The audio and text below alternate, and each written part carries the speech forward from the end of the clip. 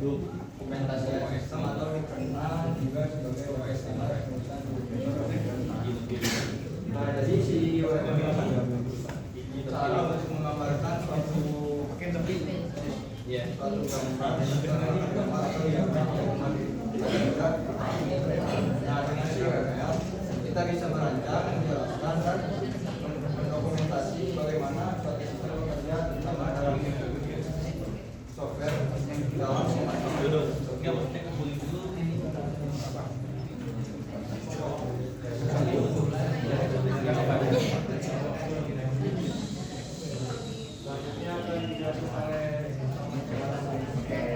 jadi selanjutnya adalah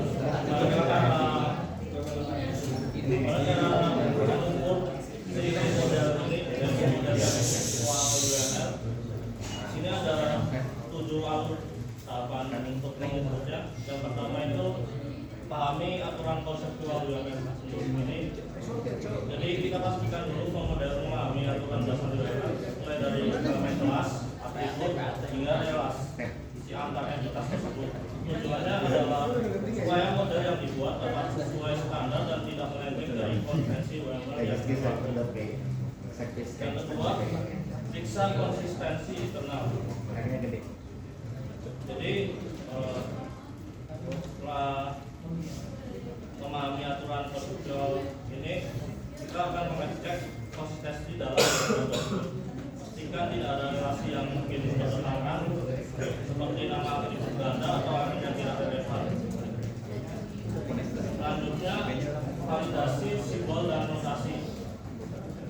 Jadi kita akan memastikan setiap simbol atau notasi yang dipakai itu sudah sesuai aturan atau belum. Misalnya si aktor didaftarkan dengan figur batang, kelas dengan persegi panjang, yang berisi atribut dan notasi. Yang keempat, periksa penggunaan namespace-nya. Ini di dalam kuliah. Kalau model tadi menggunakan integrasi dari domain lain seperti pastikan namespace dipakai dengan benar. Nomor 5, verifikasi keterhubungan. Jadi kita akan memverifikasi apakah semua komponen tersebut saling terhubung dalam logik. Jangan sampai ada kelas yang berdiri sendiri tanpa relasi yang jelas, karena itu bisa menunjukkan ada bagian model yang belum lengkap. Yang keenam, menggunakan alat bantu. Jadi langkah berikutnya adalah menggunakan alat bantu seperti Drive.io atau Visual Community. Selain mempermudah proses desain tersebut, tools ini juga bisa membantu memvalidasi kesalahan notasi dan memastikan model tetap rapi serta terstruktur. Dan langkah terakhir adalah uji pemahaman lintas pihak. Jadi kita akan melakukan validasi pemahaman dengan pihak lain, bisa dengan tim pengembang, analisis atau stakeholder. Kalau mereka bisa membaca diagram tanpa kesulitan, berarti modelnya sudah cukup baik secara komunikasi dan representasi. Baik, selanjutnya itu adalah kelebihan dari mana kelebihan tersebut. Yang pertama itu ada satu bahasa gambar, di mana satu bahasa gambarnya itu standar seperti pada umumnya yang mudah dimengerti. Terus yang kedua itu adalah komunikasi jadi mudah, di mana ketika UML digambarkan itu komunikasinya dari user ke aplikasinya itu apa gitu. Jadi lebih gampang tergambar nanti fungsinya. Dan yang ketiga itu menemukan masalah lebih awal masalah itu lebih gampang ketemu, di mana masalah awalnya itu lebih mudah di bagian ketika kita membuat diagram. Nah disitu kan permasalahannya itu ketika di user kah, apakah di adminnya atau bagaimana gitu. Dan dokumentasinya yang jelas gitu, di mana dokumentasinya itu benar-benar jelas gitu, terstruktur dari user untuk application dan untuk admin gitu. Lanjut. Nah, kekurangannya pun ada 4, di mana kekurangan yang pertama itu rumit untuk dipelajari. Jadi di mana diagram ini juga kan ada 14 simbol diagram pada ini ya, pada UML gitu. Jadi rumit itu dipelajari satu persatu gitu. Dan yang kedua itu memakan waktu, di mana memakan waktu untuk pembuatan, terus memahami satu persatu gitu. Walaupun mempermudah, tapi memahaminya itu lumayan sedikit gitu. Dan yang ketiga itu bisa cepat kusam atau enggak terlalu dibutuhkan gitu. Jadi ketika kita udah membuat UML, diagram UML, nah ketika udah jadi dan seterusnya itu nggak akan pernah terpakai lagi gitu. Lebih baik langsung di building aja. Terus yang terakhir itu yang keempat itu terlalu kaku, di mana si diagram itu benar-benar kaku aja gitu, nggak cuman garis terus stickman dan segala macamnya gitu. Tidak ada penjelasan yang lebih jelas gitu. Mas selanjutnya implementasi.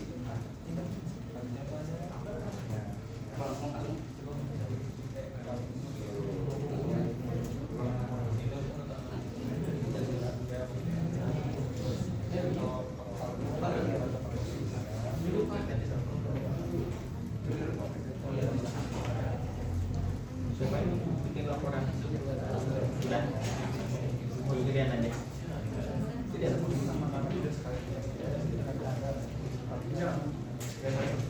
diganti belum?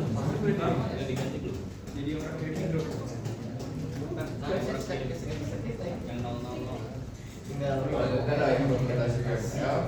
Mungkin buat penjelasan singkatnya, untuk penerapannya sendiri itu berguna untuk memvisualisasikan dan mendokumentasikan desain sistem, dan bisa dilakukan melalui penggunaan berbagai jenis diagram seperti use case, class, sequence, dan activity diagram yang secara bertahap dipetakan untuk memahami kebutuhan, struktur, alur kerja, dan interaksi antar objek dalam sebuah sistem. Lalu untuk implementasinya sendiri sebenarnya ada beberapa tahap, itu ada 5 tahap, yaitu yang pertama analisis dan perencanaan, yang dimana menggunakan use case diagram untuk fungsionalitas kerja, untuk fungsionalitas pengguna, dan activity diagram untuk alur kerja. Lalu yang kedua itu ada pemodelan struktur, di mana kita membuat class diagram untuk struktur data dan hubungan objek. Lalu yang ketiga yaitu ada pemodelan interaksi, di mana di sini itu digunakan sequence diagram untuk interaksi antar objek. Lalu yang keempat ada dokumentasi dan komunikasi, dan yang kelima alat bantu. Mungkin buat alat bantu sendiri yang populer di software engineer itu PlaneUML yang menggunakan pemrograman Python. Buat implementasinya, buat penjelasannya itu seperti bank ATM. Yang pertama, customer bisa mengecek saldo,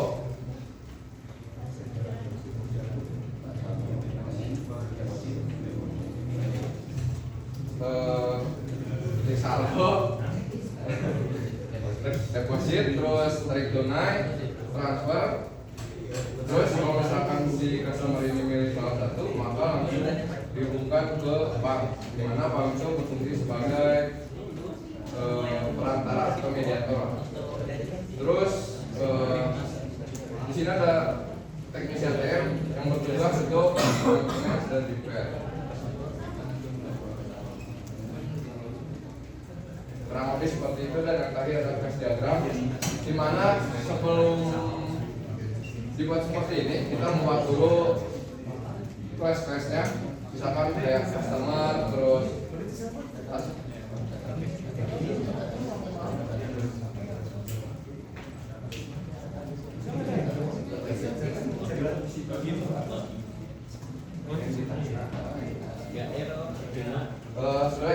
secara singkatnya adalah entitas suatu kelas yang ada di use case diagram.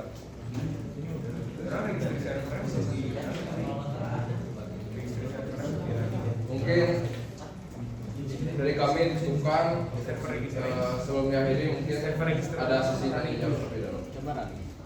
Yang ingin bertanya silahkan.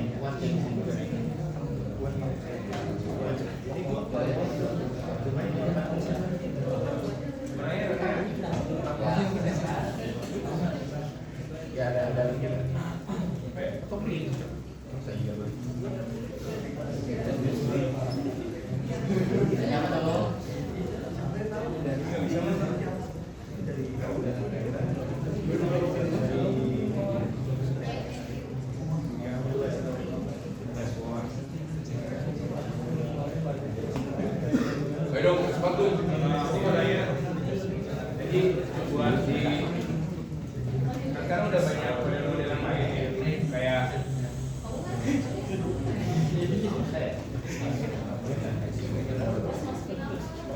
dia tuh UML itu masih aktif digunakan atau enggak di dunia nyata atau di dunia profesional gitu.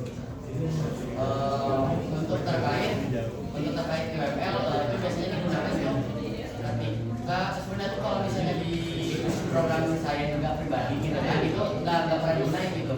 Itu hanya apa ya formalitas saja. Jadi UML begitu Penting ya soalnya itu kan terlalu rumit ya terlalu memakan waktu. Jadi lebih baik langsung build di UI/nya biasanya. dari aku udah clear.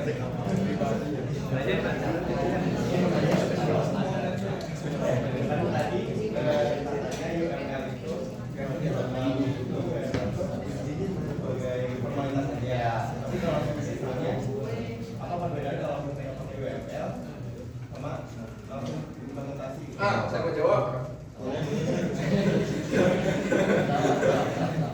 Kalau misalkan perbandingan itu sebenarnya lebih mudah menggunakan UML, cuman ya itu seperti yang disampaikan oleh Maman, memakan waktu yang cukup lama gitu ya. Tapi dari segi alur itu lebih jelas gitu ya. Kalau misalkan mengimplementasikan UML sendiri, karena dari UML itu kita bisa lihat oh ternyata awalnya segini dulu, jadi ketika nanti penerapan di UX itu lebih gampang gitu, sehingga tidak ada bukan tidak mengurangi kesalahan yang akan terjadi, yang kemungkinan bakal terjadi.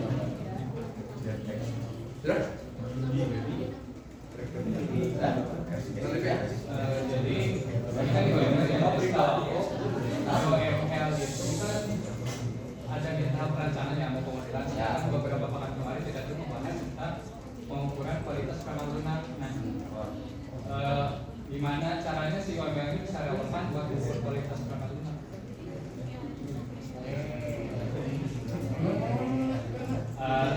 Intinya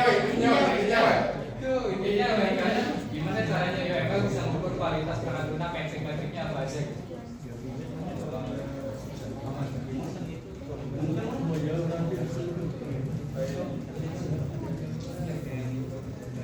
Bentar.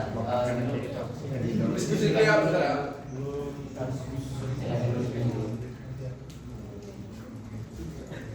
Aneh banget kompaknya.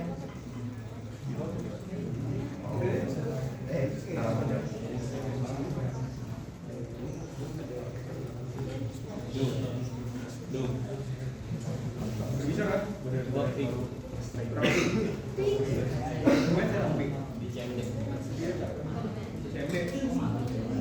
Kemana ya? Itu yang orang pilih di grup.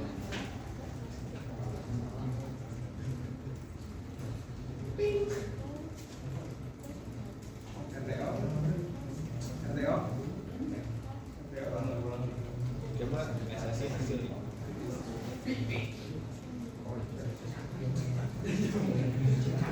Apa RTO-nya? Iya, organisasi hasilnya.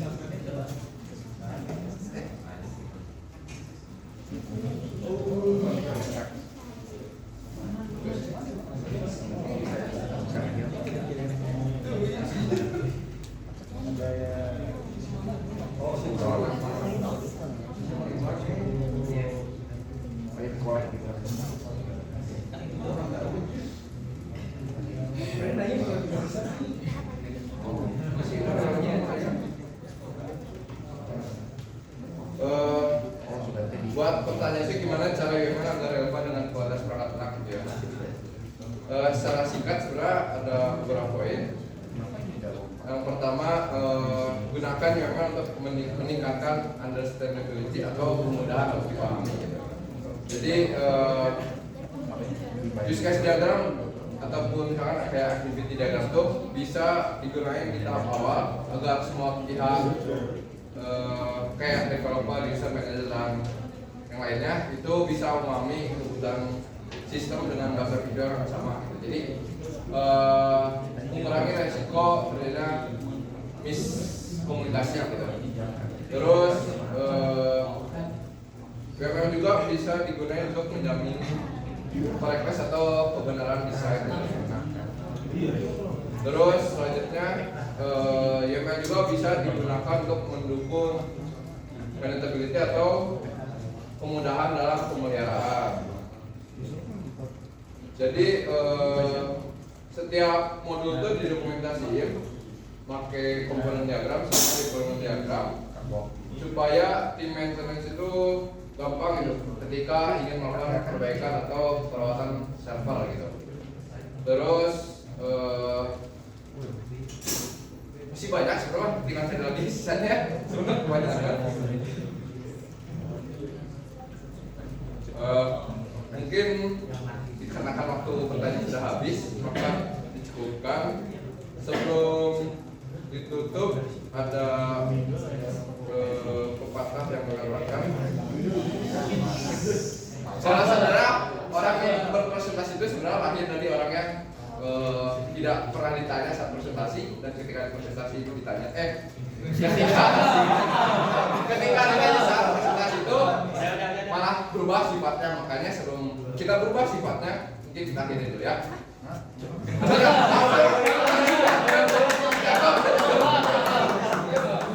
Oke, sekian dari kami. Mohon maaf bila ada kesalahan karena kesempatan kami dari segi Febian.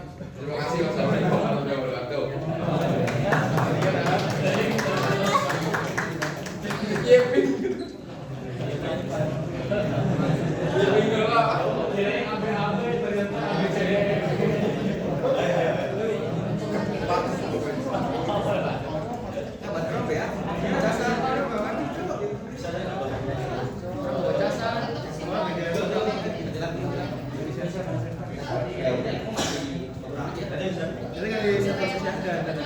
Siapa kasih saran aja orang?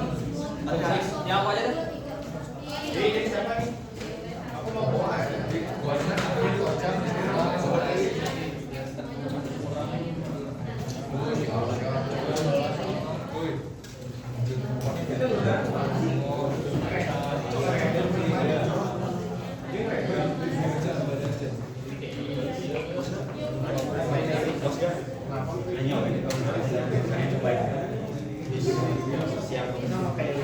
Siap-siap,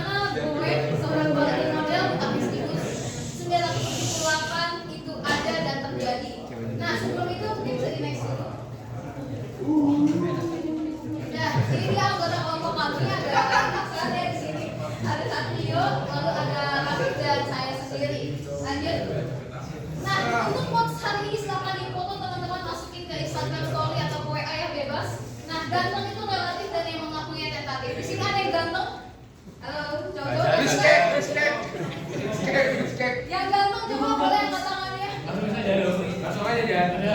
Cuma ya. Oke ya. Jadi yang cantik boleh deh, yang cantik-cantik katanya ada cantik boleh.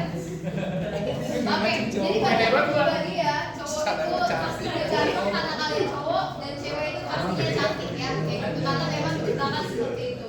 Nah, begitu pula dengan aplikasi, tapi bedanya kalau kita pastinya ganteng atau cantik tergantung jenis kelamin, kalau KPL sendiri itu berdasarkan kebutuhan dari si penggunanya itu sendiri. Jadi tentatif. Lanjut. Nah, latar belakang. Jadi di tahun 1970-an itu terdapat kasus ya. Kasusnya itu di mana belum ada penjelasan tentang bagaimana kualitas software yang baik seperti itu. Memang ada sebelumnya itu MC Call yang sebelumnya sudah disampaikan oleh kelompok lain. Tapi di sini penemunya itu merasa bahwa kayaknya kita perlu improve kayak gitu. Di sini bisa dilihat bahwa komputer dan keahlian komputer hanya dimiliki oleh kalangan tertentu karena memang komputer itu ukurannya besar dan harus bisa dikerjakan oleh orang-orang mathematician atau sebagainya yang memiliki keahlian di sana.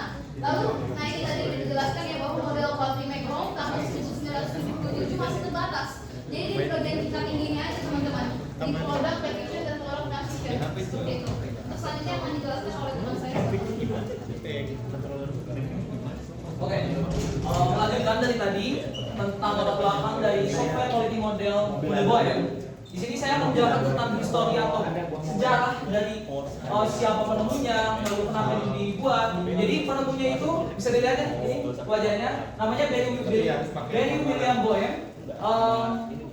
Beliau adalah Professor of Computer Science, Industrial dan System Engineering dan juga Astronautics dan cukup banyak ya gelar yang beliau dapatkan. Penemuan-penemuan beliau itu banyak banget sebenarnya, seperti model spiral di tahun 86, metode Cocomo. Kalau kita belajar waktu itu di makro. Nah, beliau lah yang menemukan metode Cocomo gitu ya, di tahun 81. Nah, flashback lagi ke belakang, ternyata Boehm ini menciptakan Boehm Software Quality Model di tahun 78. Alasannya tadi sudah dijelaskan di latar belakang bahwasanya sebelumnya itu di tahun 77 ada yang namanya McCall Quality Model.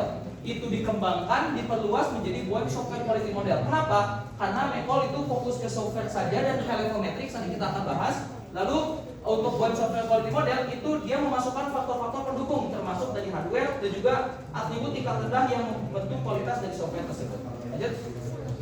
Selanjutnya akan dijelaskan oleh. Oke, baik. Tujuan adalah membuat standar kualitas perangkat lunak yang proper dan menyempurnakan model McCall yang sudah ada. Nah, tujuannya jadi si Boehm sendiri ini dia bukan revolusi dari standar yang baru, tapi dia menyusun dari fondasi yang sudah dibuat oleh McCall. Namun dia menyebarluaskannya dari yang pada awalnya McCall berorientasi pada aktivitas teknis, terutama software, menjadi berorientasi pada pengguna dan pemangku kepentingan bisnis. Lanjut. Jadi untuk manfaatnya di sini utamanya ada 3, yaitu menciptakan bahasa universal untuk kualitas. Nah, kadang-kadang pada saat penyusunan software ada beberapa klien yang dia tidak mengerti bahasa tingkat tinggi, misalnya maintainability, yang harusnya bisa dipermudah saja menjadi bahwa aplikasi ini itu dia berjangka panjang gitu. Nah, dengan adanya Boehm diharapkan bahwa bahasa pembuatan software ini lebih mudah dimengerti oleh banyak orang. Lalu ada kerangka kerja untuk evaluasi dan pengambilan keputusan. Jadi Boehm ini berfungsi sebagai kerangka kerja yang kuat. Jadi kayak terstruktur gitu supaya dalam pembangunan software itu tidak ada yang namanya keterlambatan anggaran, keterlambatan waktu dan lain-lain. Dan yang ketiga ada penekanan strategis pada pemeliharaan maintainability. Nah, Boehm menempatkan maintainability ini dalam 3 struktur tinggi teratas. Jadi bahwa Boehm ini mengutamakan bahwa software itu harus bisa di development ke masa depan yang sangat jauh. Oke, lanjut. Lalu selanjutnya ada Boehm Software Quality Model Process yang akan dijelaskan oleh. Oke, lanjut. Di sini bisa dilihat bahwasanya bentuk dari Boehm Software Quality Model berbentuk hierarki di mana terbagi menjadi 3 kategori. Yang pertama yaitu level paling tinggi yang disebut primary use primary uses, lalu level menengah quality factors, dan juga yang paling bawah level paling dasar itu primitive constructs. Di sini primary uses dia memuat portability, accessibility, dan maintainability. Kita akan bahas nanti di next ke depannya. Lalu untuk di quality factors ada reliability, efficiency, stability, testability, dan lain-lain. Dan primitive construct yang memuat 12 poin. Nah, jadi intinya dari BOEM software quality model ini yang menjadi matriks kuantitatif itu adalah di bagian primitive construct ini. Dan poin-poin ini setelah diakumulasi dikumpulkan, maka akan dilihat apakah reliability-nya cukup tinggi atau tidak. Baru mereka diuji lagi dari kumpulan-kumpulan hasil dari tes secara kuantitatif tadi dikumpulkan, lalu apakah kita bisa menarik kesimpulan apakah ini berguna, apakah bisa digunakan dengan baik atau tidak. Kalau misalnya portability, apakah ini bisa digunakan di platform yang lain atau tidak. Nah, itu yang dari poin-poin tadi, dari poin-poin yang paling bawah ini bisa ditarik kesimpulan ke poin yang paling level tertingginya itu primary uses. Dan ini yang membedakan McCall dan juga BOEM software quality model. Next. Di sini aku mau menjelaskan ground levelnya agar lebih mudah dipahaminya.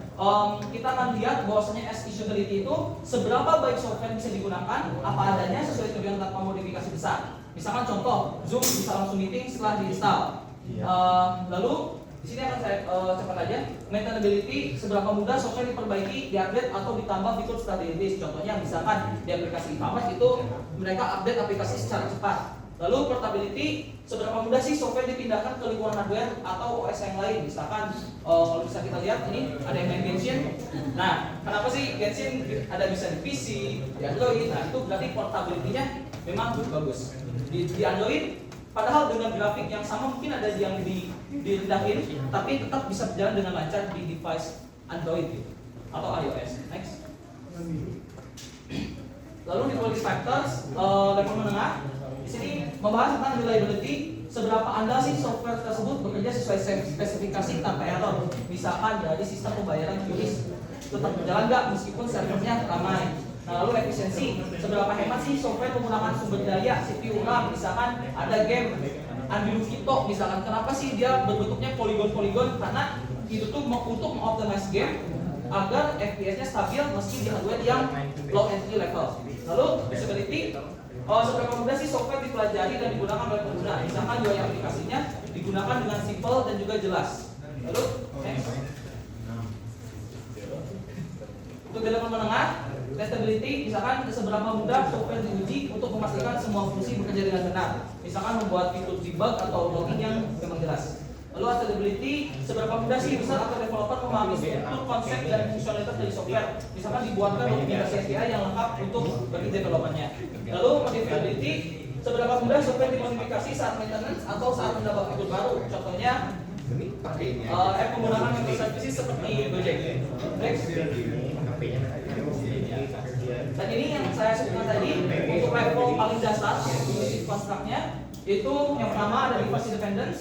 Software itu tidak tergantung pada perangkat tertentu. Artinya apa? Tadi menyambung tadi bahwasanya kita bisa tarik kesimpulan kalau misalkan aplikasi ini bisa berjalan di platform-platform yang lain dan diuji secara kuantitatif, maka bisa ditarik kesimpulannya portability-nya berarti bagus. Lalu akurasi, seberapa akurat sih hasil output software sesuai yang diminta. Misalkan contohnya kalkulator lah, pasti itu paling simpel. Ketika 9/11/2021 hasilnya akan sesuai dengan apa yang diminta. Completeness, seberapa lengkap fitur atau data yang disediakan software. Misalkan aplikasi akuntansi ini yang dia menyediakan lengkap banget fitur-fitur yang dibutuhkan oleh si company atau perusahaan. Next. Di bagian konsistensi, misalkan tampilan atau perilaku software konsisten di semua bagian. Misalkan di Windows, pasti kalian melihat bahwasanya tombol X atau keluar itu selalu ada di kanan atas. Kecuali bagi yang MacBook user ya, pasti di kiri atas di tombolnya. Efisiensi tadi nyambung ke yang sebelumnya.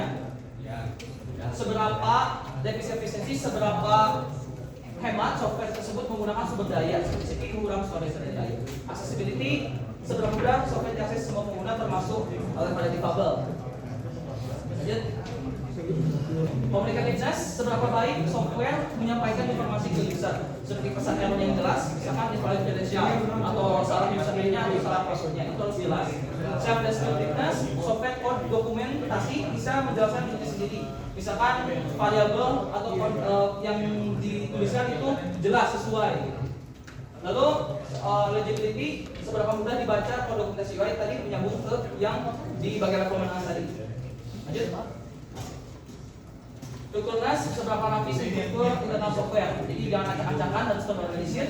Conciseness, tidak berlebihan, code-nya sederhana, bisa dilihat contohnya ada yang membuat if else beratus-ratus line code, itu pernah saya lakukan di semester 1 di dasar pemrograman karena gak tahu looping, jadi pakai if else. Nah itu dan kodenya tidak ringkas dan memiliki duplikasi yang banyak. Lalu augmentability, seberapa mudah menambahkan kemampuan baru. Misalkan kalau bisa di Chrome kita bisa menambahkan extension untuk meningkatkan performa ataupun menambah fitur dari si Chrome tersebut. Next. Ya, kita lanjut ke kelebihan dan kekurangan. Aku mau melakukan pendekatan dengan robotan robot kita ya. Dari mulai kelebihan dulu, tidak cepat rusak. Jadi sebelum kita bikin robot seutuhnya, itu bikin dulu robot kecilnya kayak gimana. Jadi kalau ada misalkan ini matanya kurang besar, jadi ketika sudah mulai produksi robot seutuhnya itu bisa dibenerin dan jadinya matanya tuh gak cepat besar gitu. Terus bisa dikasih tahu maksudnya apa. Ini tuh bisa tadi baik lagi ke yang pertama. Kalau dibuat dulu yang belum seutuhnya, kalau udah itu tuh dibandingin kayak ini udah sesuai belum yang sama yang kamu mau gitu. Robotnya itu apa ya, feedbacknya tuh ada feedbacknya, dan juga itu sering minta feedback, ini matanya udah sesuai belum, terus kakinya, tangannya, badannya udah gimana, udah pas belum gitu. Terus tidak perlu nunggu lama. Jadi misalkan mau benerin bagian, mau bikin bagian apa ya, antena misalkan antenanya nih, misalkan aku mau bikin antenanya dulu, itu tuh apa ya, transparan. Jadi kalian tuh bisa lihat proses pembuatan antenanya. Kalian pernah sih kayak nunggu dijemput sama orang tua kan? Itu tuh kan kalau kita nunggu tapi benar-benar nunggu itu kan lama. Beda dengan kalau kita nunggu tapi kita tahu di share line request, oh sampai sini tahu lah prosesnya. Itu kan secara psikologi akan jadi sedikit lebih cepat prosesnya. Terus bisa sesuai mau kita. Seperti yang bilang tadi, seringnya banyak feedback, nanya matanya gimana, kakinya gimana, tangannya gimana. Terus keberangannya ribet.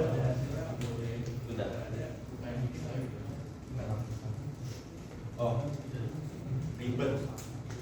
Jadi proses produksi robot ini kan gak langsung jadi robot blok gitu, ada prosesnya. Itu tuh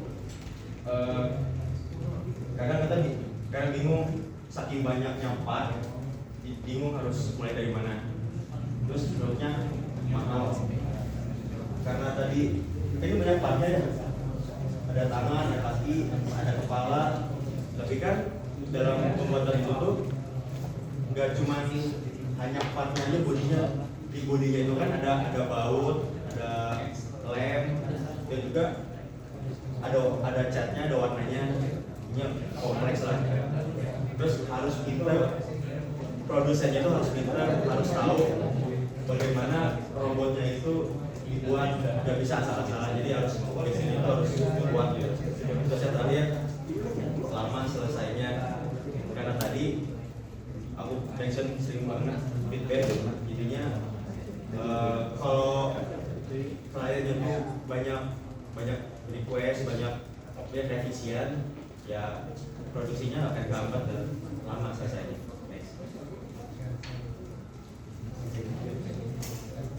Relevansi model kualitas tetap relevan dalam fondasi teoritis yang mengubah secara potensial dan kualitas jadi atribut gratis yang terstruktur. Pada data ini sama kayak ISO 2010.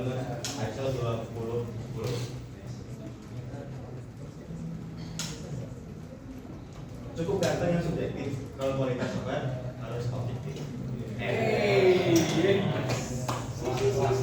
Lanjut ke kita sesi pertanyaan. Kedepannya, nggak ada ya? Nggak ada.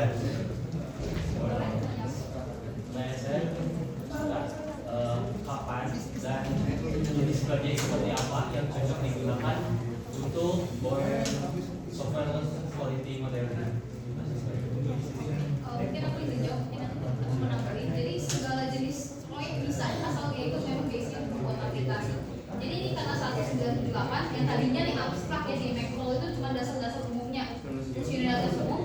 Jadi akhirnya ada yang khusus, nah inilah tadi makanya dipakai generalist kan, kayak gitu kan, kayak gitu. Jadi bisa dipakai di mana aja, cuma tadi kelemahannya itu karena saking banyaknya pembagiannya, jadi harus berapa kali kerja tuh, tahap 1, tahap 2, tahap 3, jadi bolak-balik tuh. Ya, beda banget sama yang ISO kemarin. ISO kan dia langsung ada nih, udah langsung selesai gitu. Kalau ini tuh panjang dan juga harus hierarkis sesuai pesannya gitu. Jadi bisa dipakai di mana aja. Ada pertanyaan? Nggak ada. Atau itu 1-3, 1-3 nggak ada. Apa nggak ada yang mau ditanyakan? Grafis itu. Jadi kesimpulannya udah. Jadi kesimpulannya BOEM itu melengkapi Macro dan BOEM itu sifatnya masih zaman dulu teman-teman. Jadi kalau dibandingin sama sekarang itu jauh banget. Tapi percayalah setiap model-model yang ada itu sudah dikembangkan. Jadi kayak misalnya zaman dulu ada lampu ya, lampu itu ditemukan oleh Thomas Alva Edison terus dikembangin lagi jadi lampu sekarang nih kayak gitu. Begitu juga dengan model ini kayak gitu. Jadi kualitas software itu harus objektif berdasarkan kebutuhan penggunanya. Terima kasih. Ya.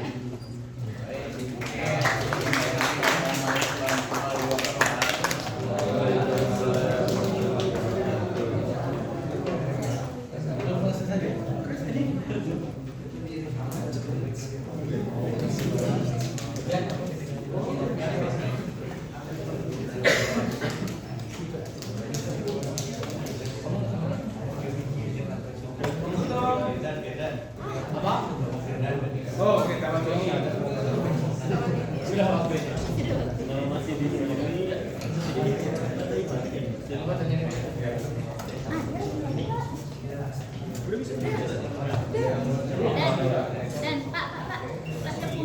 Kenapa? Robert. Udah ada ini.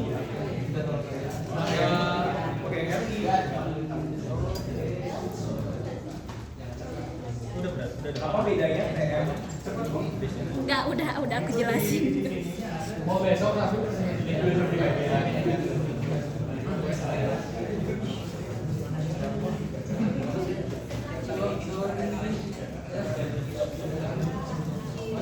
Ya, sini kita.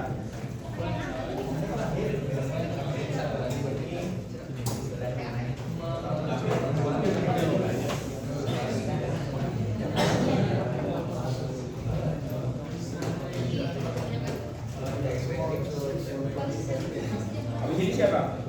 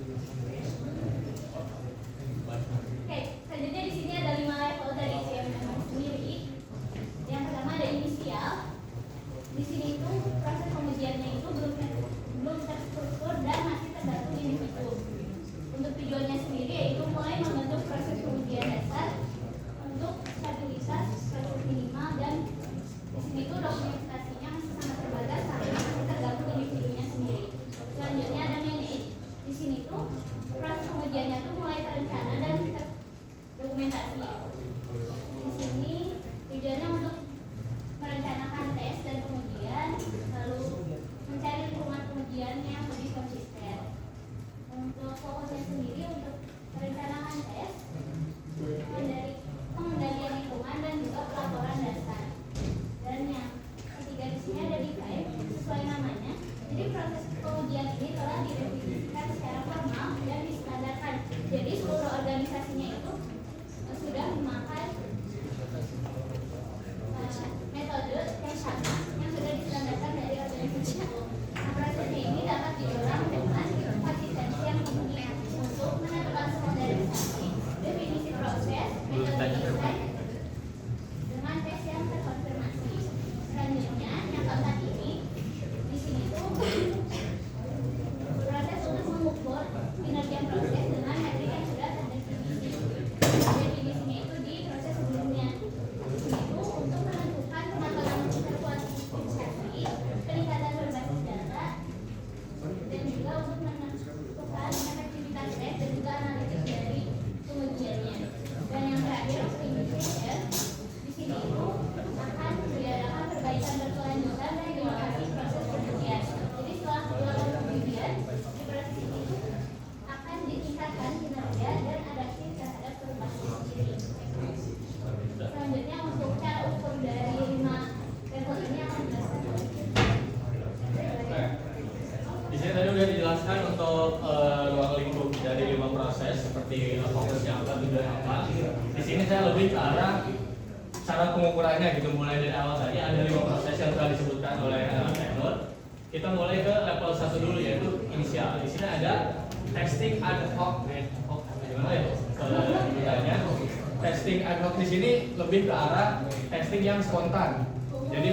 Jadi misal ngetesting fitur apa, bug ditemukan apa, tulis. Testing fitur apa, ditemukan bug apa, tulis. Jadi belum ada pembagian-pembagian, misal di fitur apa, fitur A, B, C, bugnya apa, tapi ini mah bug yang ditemukan tulis, bug ditemukan tulis. Jadi secara spontan aja. Ada proses terdefinisi terus reaktif terhadap bug. Jadi ketika bug ditemukan, ini sebenarnya cara penyelesaiannya kayak gimana. Jadi masih secara acak kelas begitu, belum terlalu termanage.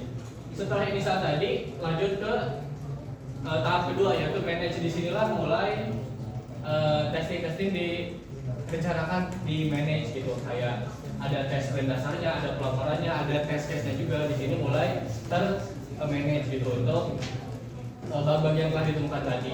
Setelah termanage masuk ke proses ketiga yaitu define. Di sini proses pengujian terstandar. Jadi di sini tuh sudah ada standarisasinya ketika ada alurnya lah. Ketika ada penemuan bug didokumentasikan lalu diselesaikan seperti itu. Jadi di sini udah ada pengujian terstandarnya tuh kayak gimana. Terus bisa diintegrasikan juga dengan SDLC, mau waterfall, mau aja, mau apa bisa diintegrasikan.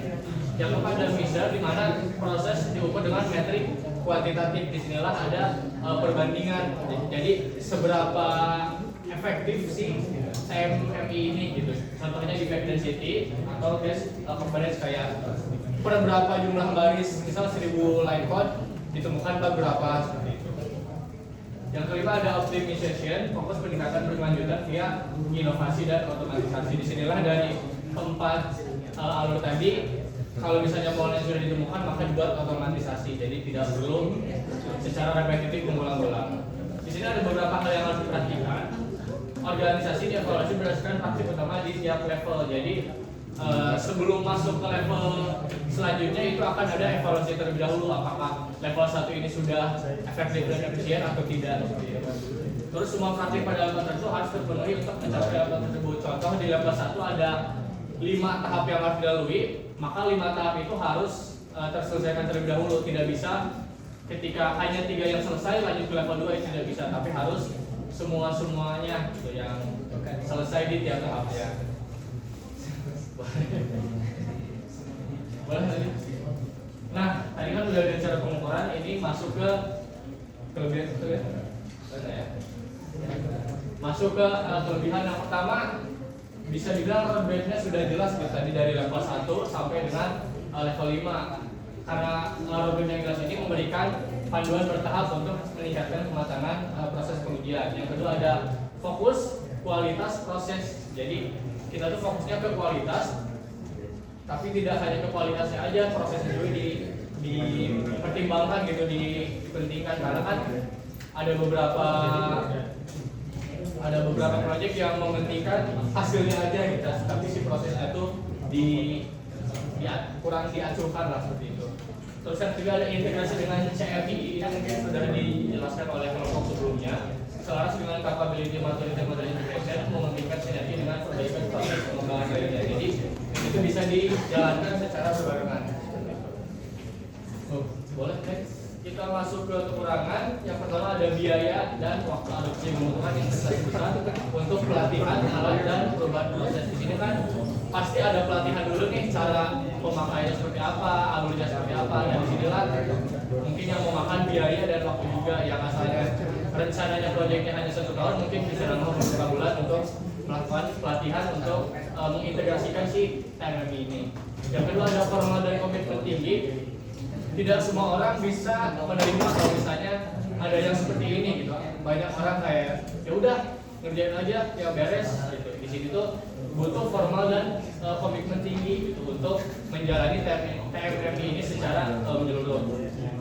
Yang terakhir ada fokus terbatas hanya pada proses pengujian, tidak mencakup aspek lain SDLC seperti analisis kebutuhan atau desain. Jadi ini tuh lebih ke arah testingnya saja, terkait analisis, development itu beda lagi.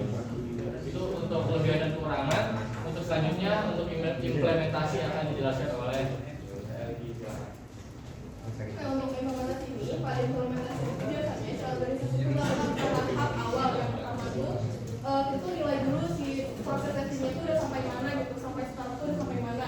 Terus yang kedua tuh kita bisa melakukan buat rencana atau buat roadmapnya, kayak buat rencananya itu naik levelnya itu ke tahap yang berapa. Terus tahap ketiga itu ada integrasi metrik dan juga tools, yang dimana kita bisa menggunakan tools misalnya ada di backtracking ataupun corporate tool. Lalu itu bisa pada tahap keempat melakukan evaluasi secara rutin atau berkala gitu, buat apa sih, buat mengetahui bahwa si proses atau si inovasi itu udah bagus kah, udah meningkat kah, atau malah menurun. Lalu di sini ada perbandingan sebelum dan sesudah menggunakan TMMI, yang mana sebelum menggunakan TMMI itu si kualitas testingnya itu masih pada persentase 60%. Sedangkan setelah menggunakan TMMI, si kualitas testingnya itu meningkat di kisaran 80% sampai dengan 100%. Begitu dengan efisiensi proses dan juga kepercayaan si usernya gitu setelah menggunakan TMMI itu meningkat secara drastis. Nah, pada studi kasus yang kami ambil di sumbernya itu ada pada Van Venendal, yang dimana penelitiannya itu dipublikasikan di American Journal of Computer Science dan Technology pada tahun 2024, yang dimana si penelitian itu menunjukkan bahwa proses atau organisasi yang menggunakan TMMI ini itu sangat drastis gitu si peningkatannya, dan juga prosesnya itu lebih bagus juga, lebih sedikit bugnya juga. Jadi bisa dilihat juga kalau misalkan pengen lihat si jurnalnya ada di link berikut. Jadi yang setelah menggunakan TMMI itu si prosesnya itu lebih baik dan lebih bagus, terus lebih sedikit bug yang terjadi. Nah, pada data yang terlihat ini tuh distribusi data TMMI itu pada bidang finansial gitu. Nah, dari data itu masih banyak organisasi yang berada di level 1 dan 2, yang dimana level 1 dan 2 ini tuh menunjukkan bahwa si distribusinya itu masih pada tahap perencanaan atau masih perencanaan yang belum terukur gitu. Nah, sedangkan masih bisa trennya itu masih bisa naik ke level 3, 4, dan 5, yang dimana ketika sudah berada di level 3, 4, dan 5 itu si distribusinya itu menyadari gitu kalau misalkan si testingnya itu sama-sama berguna, sama-sama butuh dan diterapkan di si testingnya. Mungkin cukup sekian yang bisa kami sampaikan. Terima kasih ada yang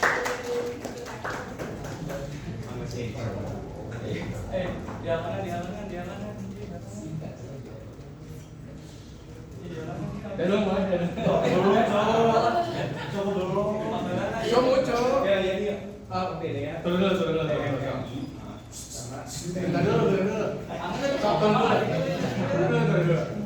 Satu, dua, tiga, nada mau?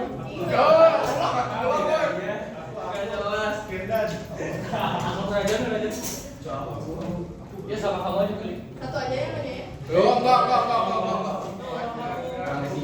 Semuanya wajib nanya.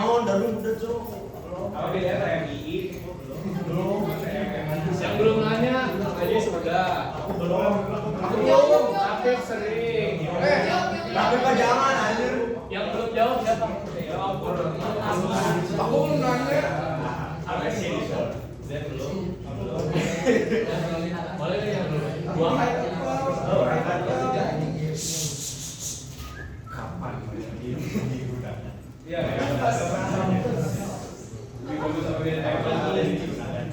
Kapan adaptasinya yang tadi?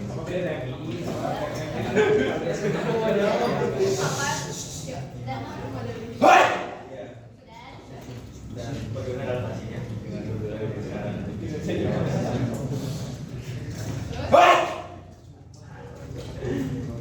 Tapi kamu udah sering tapi siapa lagi Jen yang Satu lagi ya. jadi Jen apa Jen? Apa dia lagi?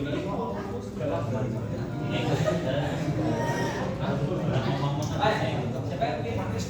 Aku siapa ya? Bebas.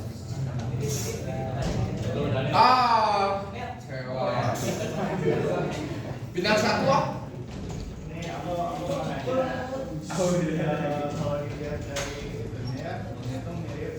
Itu ya kayak apa?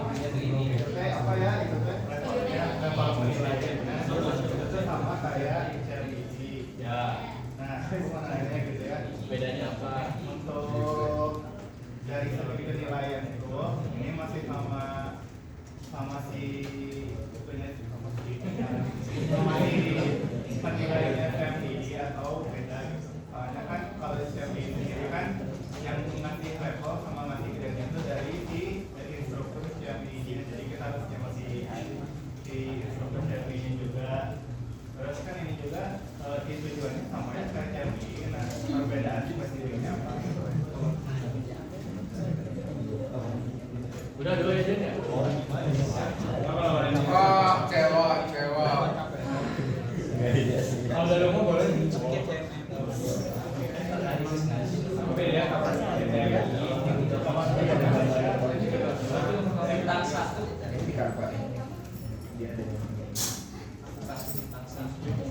Ini ada harimau Pelayanan ada maksimal. Minimal maksimal. Ya pelayanan di nanya apa password minimal maksimal.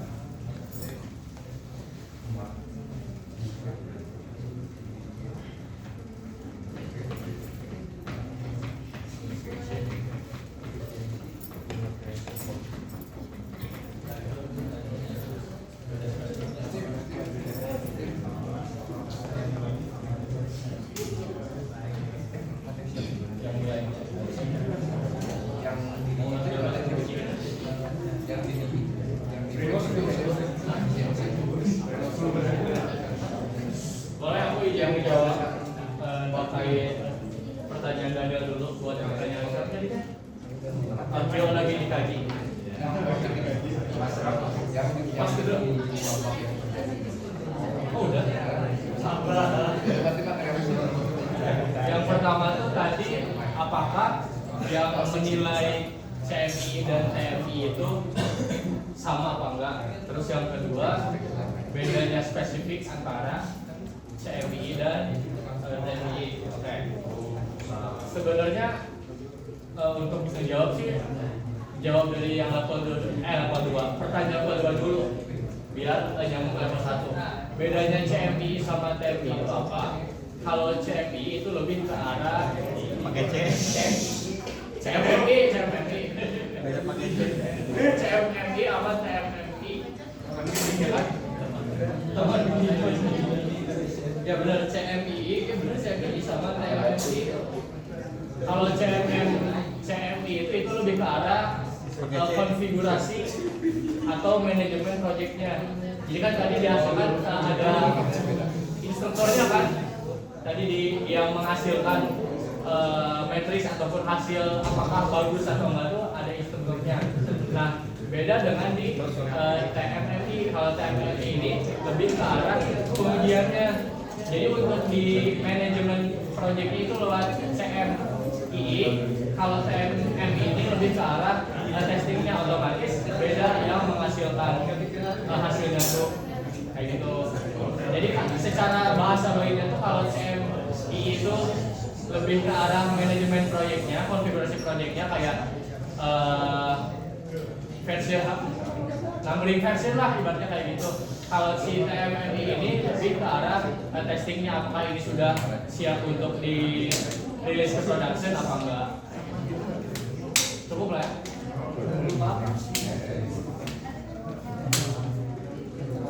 Bisa jadi.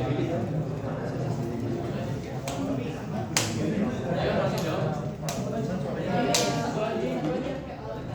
Ya udah, ini jawab yang kedua. Jadi TMMA itu pertama kali ditemukan itu pada tahun 2007 oleh TMMI Foundation. Nah, si TMMI Foundation itu apa tadi? Kenapa masih relevan ke sekarang? Jawabannya sangat relevan banget karena dari penelitian yang tadi di kami dapat itu pada tahun 2024 kan. Nah, kenapa sih kapan gitu si TMMI itu bisa digunakan ketika organisasi itu membutuhkan testing yang berkualitas gitu. Jadi sampai saat ini tuh masih sangat relevan dan sangat dibutuhkan si TMMI itu.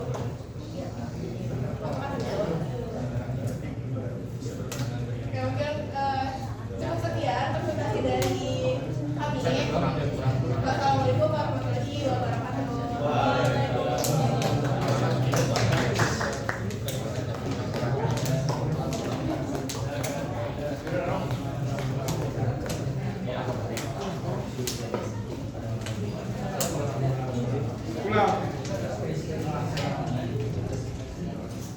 Ya, kelompok selanjutnya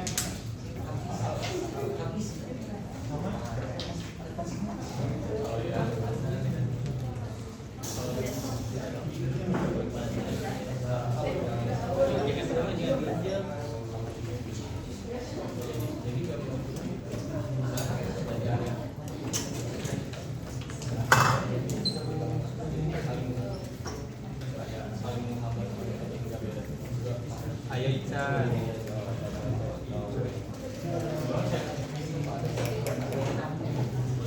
semangat Ican. Semangat Ican. Ican semangat.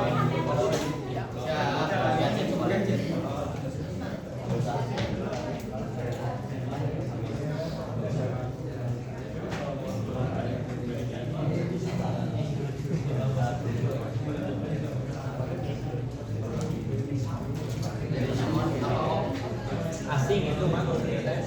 Oh, kontrol ya. Kayaknya asing deh. Asing. Ya sekarang karena ini udah jam 11.40-an gitu ya, mau 40 kan masih ada 2 kelompok lagi. Nah, mau ada tanya jawab atau enggak? Kalau tanya jawab lebih dari jadwal, kalau enggak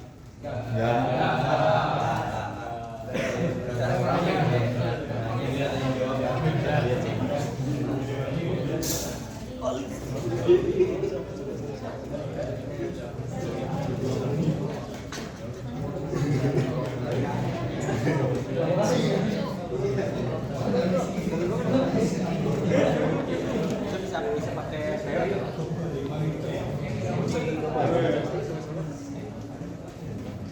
coba yang pakai PO jadi apa video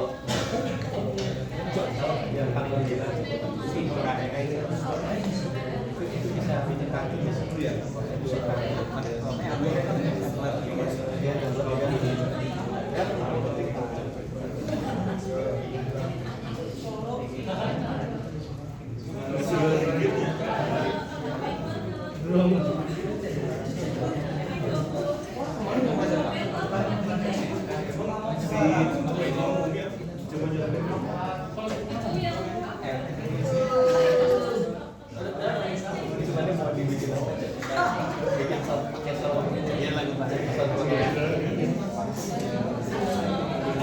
Assalamualaikum warahmatullahi wabarakatuh.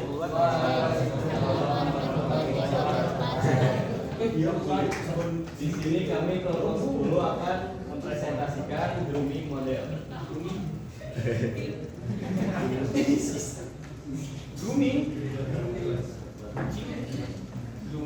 Jadi model grooming ini itu sebuah kerangka kerja itu untuk mengevaluasi kualitas perambutan. Model grooming ini itu diperkenalkan oleh R. Geoff Dromey pada sekitar tahun 1945. Nah, model ini berbeda dari model yang lain. Jadi lebih menekankan pada proses pengembangannya atau produknya itu sendiri. Di dalam model Dromey ini itu ada atribut kualitasnya tersendiri yang dikelompokkan jadi 4, yaitu ada correctness, internal, kontekstual, dan juga deskriptif.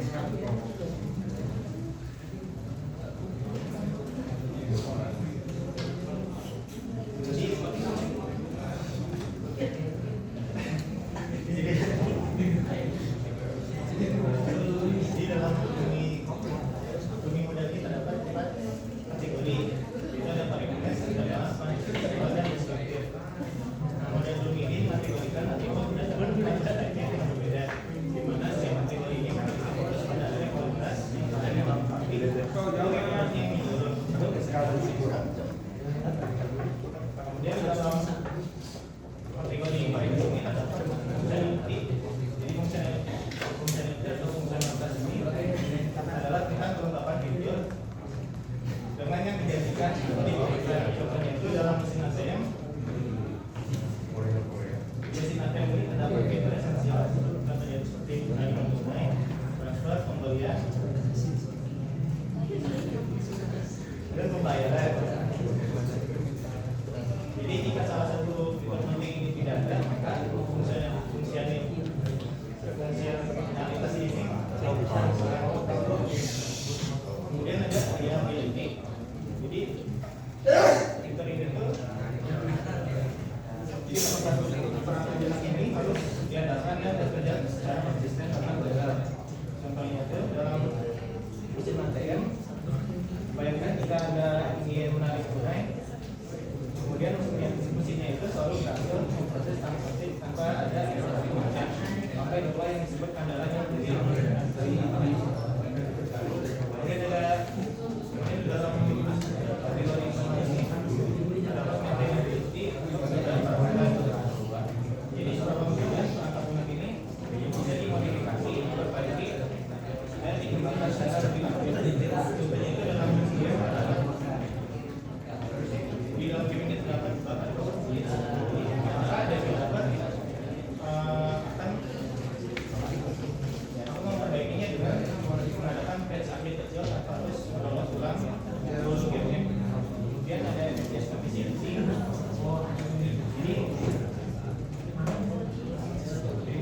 itu tentang seberapa optimal perangkat lunak ini menggunakan di prosesor atau memori. Itu dalam sebuah game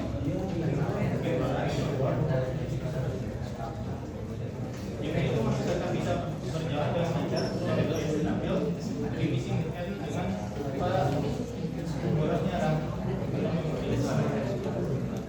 Kemudian ada reliability.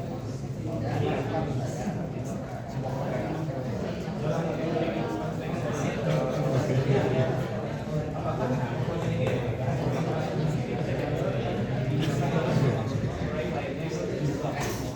itu dalam pengembangan game, informasi dalam game ini bisa dipakai dari oleh orang yang jualan.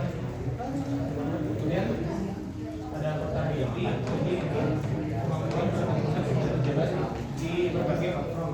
Contohnya itu game bisa dimainkan bisa dimainkan di PC, konsol dan program dengan pengalaman yang hampir sama. Selanjutnya dalam kategori deskriptif ada usability, itu seberapa mudah perangkat ini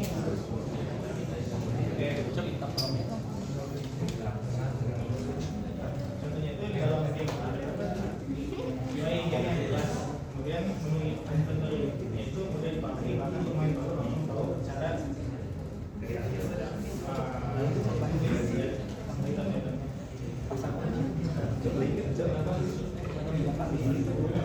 Berarti sekali lagi bisa. Selanjutnya adalah cara pengukuran. Yang pertama adalah analisis persyaratan dan pembiayaan atribut. Mengidentifikasi atribut kualitas dengan rincian kualitas untuk proyek itu berdasarkan beberapa perhitungan dan pemanggilan kepentingan. Yang kedua adalah identifikasi komponen dan properti. Kualitas siswa menjadi komponen penyusunnya seperti model, kelas, dan fungsi. Yang ketiga adalah penetapan bobot atribut. Memberikan bobot relatif pada setiap atribut kualitas berdasarkan prioritas proyeknya. Maka ini sangat penting untuk pengambilan keputusan. Yang keempat adalah pengukuran dan pengumpulan data. Tim pelaksana harus menentukan metrik atau metode evaluasi yang sesuai untuk mengukur setiap GDP dan atribut. Agregasi dan analisis menggabungkan data yang terkumpul dengan bobot yang telah ditetapkan untuk menentukan suatu kualitas. Perbaikan berulang, menggunakan hasil analisis yang membuat keputusan perbaikan. Agregasi,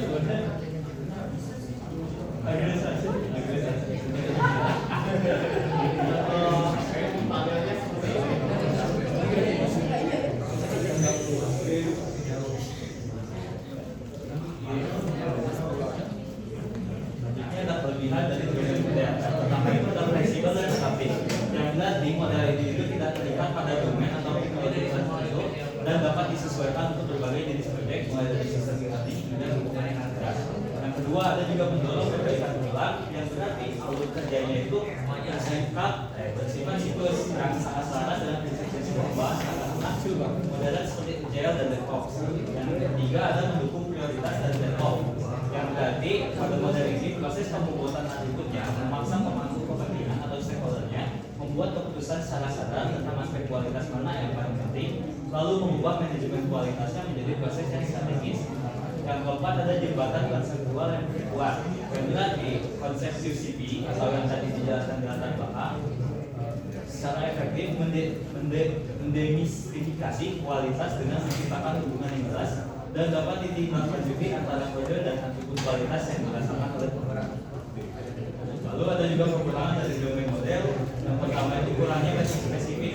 Dan nanti model ini tidak menyediakan metrik standar yang siap pakai, tapi dia lebih ke komponen-komponen yang bisa dinilai yang tadi dikategorikan menjadi 4. Yang berarti timnya itu harus mengembangkan metrik mereka sendiri yang membutuhkan keahlian dan supaya yang lebih berat. Yang kedua ada subjektivitas. Proses penetapan bobot atribut pada model ini bersifat subjektif dan dapat dipengaruhi oleh bias stakeholder. Yang ketiga adalah kompleksitas implementasi. Berarti model ini itu lebih diterapkan secara penuh yang memerlukan investasi waktu dan sumber daya yang besar dari otaknya. Lalu ada juga model preskriptif yang berarti model ini lebih merupakan kerangka kerja konseptual atau cara berpikir daripada panduan implementasi yang detail atau apa yang harus dilakukan. Ada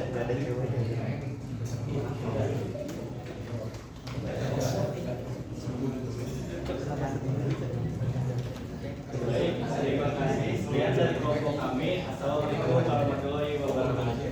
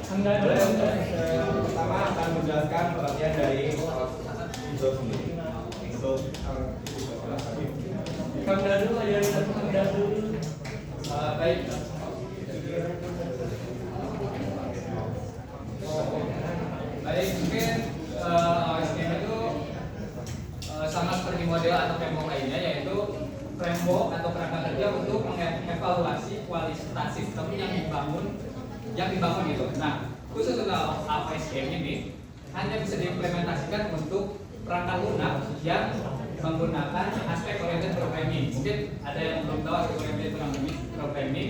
Saya juga sebenarnya baru dengar ini. Dan ternyata aspek oriented programming ini dikembangkan di atas object oriented programming.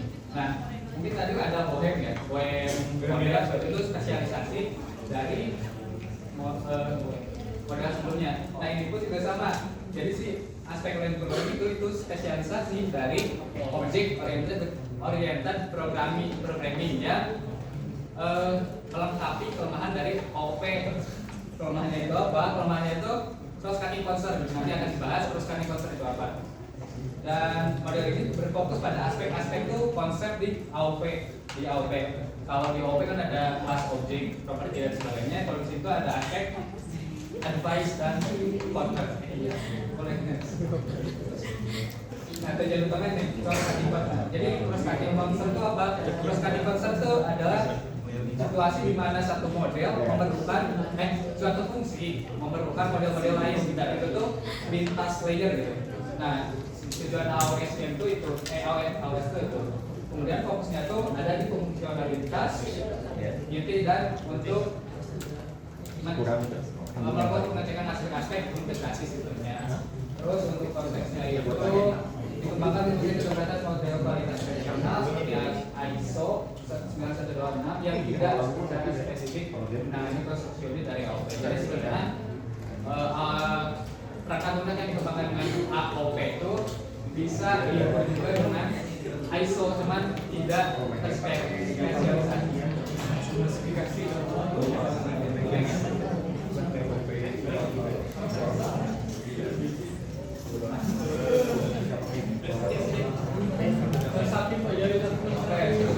Di cara pengukuran kualitas, jadi gimana sih cara si AOSCM itu mengukur kualitas dari sebuah software. Nah, seperti tadi yang dibilang sama Bang Raffi, konsep model ISO 9126 itu ya kan kalau misalkan ISO yang tadi lah pokoknya kan itu kan ya itu model yang tradisional, jadi kan cara ukurnya itu kayak hierarkis gitu kan. Nah, sebenarnya si AOSCM itu masih mirip sama yang model yang kualitas langsung itu, cuman si AOSCM itu dia nekenin juga si aspek-aspek yang AOP simetrik metrik AOP tadi yang dibahas sama si Bang Raffi gitu. Nah, di AOSCM ini dibagi jadi tiga blok pengukuran. Yang pertama itu aspek oriented matrix. Ini ada 4 di dalamnya. Yang pertama itu ada focusing on advice execution. Jadi di IP itu dia mengukur seberapa besar si advice terhubung ke modul-modul lain. Jadi kalau misalkan di nilai baik benar. Si focusing on advice ini tuh mengukur seberapa banyak advice yang terhubung ke modul-modul. Jadi kalau misalkan si nilai si A, ya pokoknya nilai K ini semakin tinggi, berarti dia artinya semakin banyak ketergantungan ke modul lain. Nah, terus selanjutnya ada di IP itu buat mengukur kedalaman warisan si point cut-nya. Jadi kalau misalkan si nilainya makin besar, berarti si point cut ya berarti si kodenya itu semakin kompleks gitu, karena kan semakin dalam tuh. Nah, terus selanjutnya ada NOP atau number of point cut. Jadi si number of point cut ini tuh buat mengukur jumlah point cut yang ada di dalam sistem. Jadi kalau misalkan si point cut itu besar, berarti itu tandanya si kode itu semakin kompleks. Terus selanjutnya yang terakhir ada concern distribution over operation atau CDO. Jadi CDO ini buat mengukur penyebaran suatu concern, misalnya misalnya kayak looping atau security. Jadi kalau misalkan nilai CDO ini semakin tinggi, berarti artinya concern nyebar ke banyak tempatnya itu semakin besar gitu. Nah terus di blok selanjutnya kalau misalkan ini kan ya kita sebutnya blok teknis. Terus selanjutnya ada blok yang kedua yaitu karakteristik. Itu kita sebut saja blok menengah gitu. Nah ini kan tadi yang di metrik ini kan teknis banget. Terus lanjut ke yang naik dikit gitu. Nah jadi dari metrik tadi bisa kita ambil contoh misalkan si maintainability. Nah itu pokoknya itu kan si itu kan seberapa mudah si software itu di maintenance atau seberapa mudah software itu di maintenance. Nah itu bisa kita baca jadi ini sama ini itu kan seberapa mudah software di analisis si kerusakannya, terus ini juga seberapa mudah si software itu diubah gitu kalau misalkan ada yang rusak. Nah selanjutnya yang ke blok selanjutnya, ini blok yang paling dasar. Ini kayaknya teman-teman semua udah tidak asing dengan fungsional dan seterusnya. Nah jadi kalau misalkan ini kan ada 3 blok. Kalau misalkan kita ambil sampel, ambil analogi di dunia medis. Nah kalau misalkan bagian teknis itu dia kayak misalkan singkat kolesterolnya, koles mana dan segala macamnya, pokoknya benar-benar dalamnya banget. Terus lanjut ke yang subkarakteristik yang menengah itu kayak kekuatan otot-ototnya, terus kayak misalnya daya tahan tubuhnya. Terus lanjut ke yang blok terakhir, blok yang paling tinggi itu yang paling atas sih gitu, kayak misal ini orang sehat apa enggak gitu. Nah, begitu sih. Next.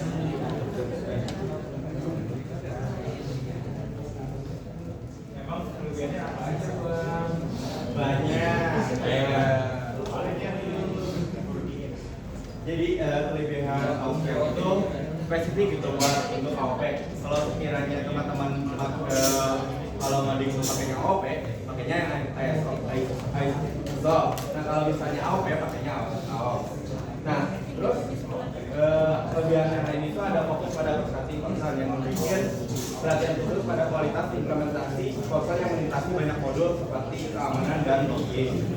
Terus ada juga pengukuran secara kuantitatif yang membuat yang menyediakan metrik konkret yang dimana jadi evaluasi itu lebih objektif. Terus ada juga yang mendukung pemeliharaan dalam mengukur metrik seperti pemeringkat kohesi aspek. Model ini membantu developer memahami dan meningkatkan kemudahan pemeliharaan.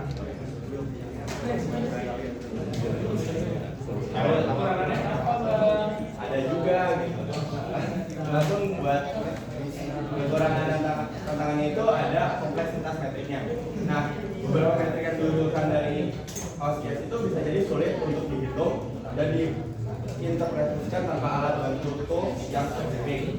Terus ada juga kekurangannya itu ketergantungan pada alat. Seperti yang saya sebutkan, harus ada alat yang spesifik gitu. Nah, implementasi model ini secara efektif memerlukan static analytic tools yang mampu memahami lintas AOP. Misalnya ASIC. Terus ada juga kurangnya adopsi industri. Model ini lebih banyak dibahas dalam konteks akademis dan penelitian. Mungkin ini juga karena kebanyakan sekarang beberapa itu menggunakannya AOP gitu. Terus ada juga subjektivitas ambang batas yang dimana menentukan nilai ambang batas yang baik untuk setiap metriknya. Misalkan menggunakan nilai kopling dan dianggap terlalu tinggi. Masih menjadi tantangan dan seringkali bergantung pada konteks proyek. Selanjutnya ada implementasi dan penggunaan. Oke, selanjutnya ke implementasi dan penggunaan dari OSGS ini. Gimana sih Bang Dadu? Implementasi ini sebenarnya nggak banyak banget, tapi kita cuma dua karena ada dua. Kalau banyak apa dua Bang Dadu? Tahu, pertama buat code quality analysis, jadi developer itu bisa analisis kodenya menggunakan pendekatan aspect oriented, itulah software quality model untuk menilai per base. Jadi kalau di OOP kan kita biasanya untuk menilai suatu kode itu dipanggil per berapa ya? Per function. Nah, kalau di AOSQM ini kita memanggilnya itu per aspek-aspek, misalkan dari aspek logik, dari aspek dari aspek-aspek gitu, kayak dari aspek keamanan, dari aspek kecepatan koneksi dan lain sebagainya. Lalu selanjutnya untuk ke penelitian akademis, yang mana model ini digunakan oleh para peneliti untuk menilai kualitas antar party yang ditulis dengan perangkat OOP dan pendekatan OOP yang tradisional. Jadi dalam kasusnya sebuah studi membandingkan dua implementasi sistem perbankan, satu dengan OOP dan satu lagi dengan AOP untuk menangani transaksi dan keamanan model ATM digunakan untuk menguatkan secara kualitatif bahwa aplikasi AOP memiliki maintainability yang lebih baik.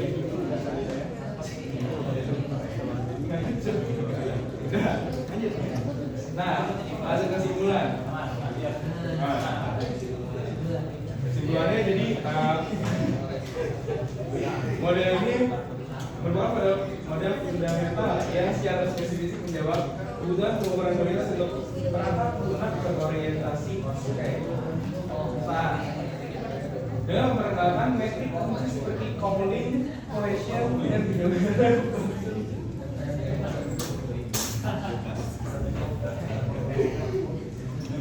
Kemudian model ini memberikan perangkat kerja konkret untuk analisis statis yang berguna untuk menilai kualitas struktur dan pengembangan pemeliharaan. Yang mana intinya tuh model ini tuh penting.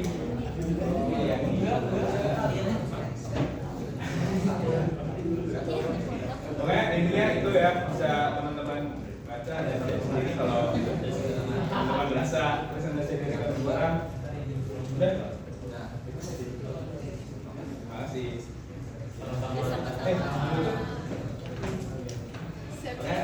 Sekian dari kelompok 13 yang menjelaskan dari sekian dari kami. Kalau misalnya ada salah, kami minta maaf. Sampai bertemu di kesempatan selanjutnya.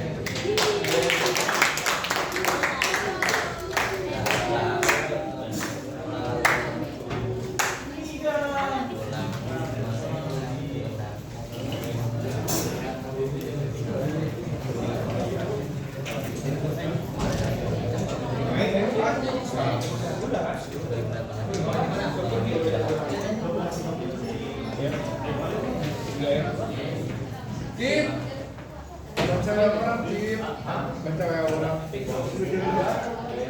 Gimana? Ayo. Dadung, logo opa. Belum dapat? Kamu bilang sebentar. Ya sebenarnya lama berarti. Nggak dibalas malas sama. Kasihan mereka masuk.